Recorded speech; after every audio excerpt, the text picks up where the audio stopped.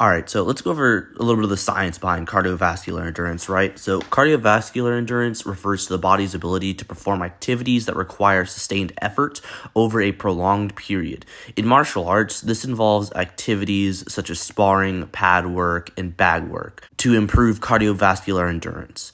You need to focus on developing two primary components, the heart and the lungs. Specifically, you need to work on improving the body's ability to transport and utilize oxygen. So as for developing cardiovascular endurance, since you know the science behind it, let's dive into how to develop it, right?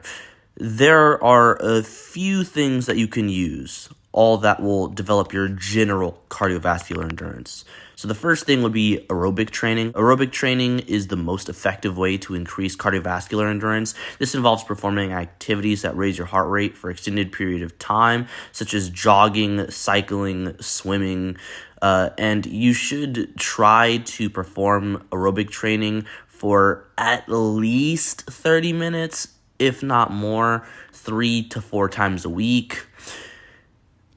The second thing would be high-intensity interval training, also known as HIIT or HIIT. HIIT is a form of training that alternates between periods of high-intensity exercise and short periods of rest, even active rest in some cases. This type of training has been shown to be very effective for improving cardiovascular endurance. An example of a HIIT workout for martial arts could be performing 30 seconds of sprints followed by 30 seconds of rest, and you just repeat that for multiple rounds. Also, circuit training. Circuit training involves performing a series of exercises with minimal rest in between them. This type of training can help improve cardiovascular endurance by keeping your heart rate elevated throughout the workout. An example of a circuit training workout for a martial artist could be doing sprints into burpees, into jumping jacks,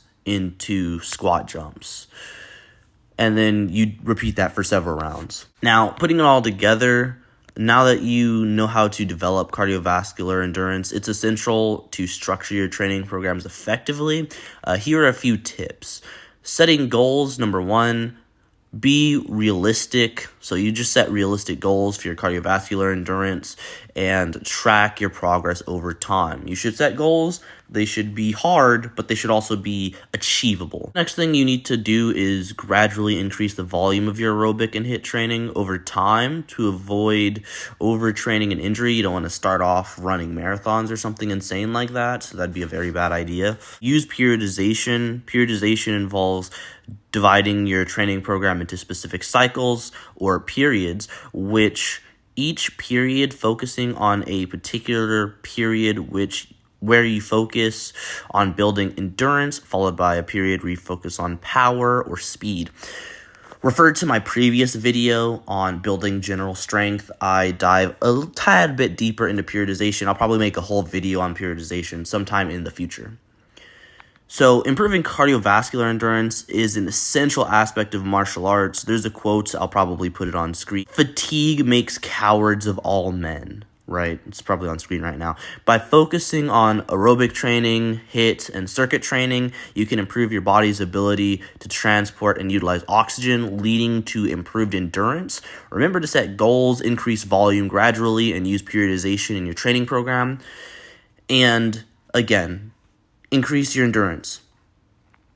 All right, now go train in endurance. Don't be a coward. If you're interested in increasing flexibility for martial arts, click the video on screen now.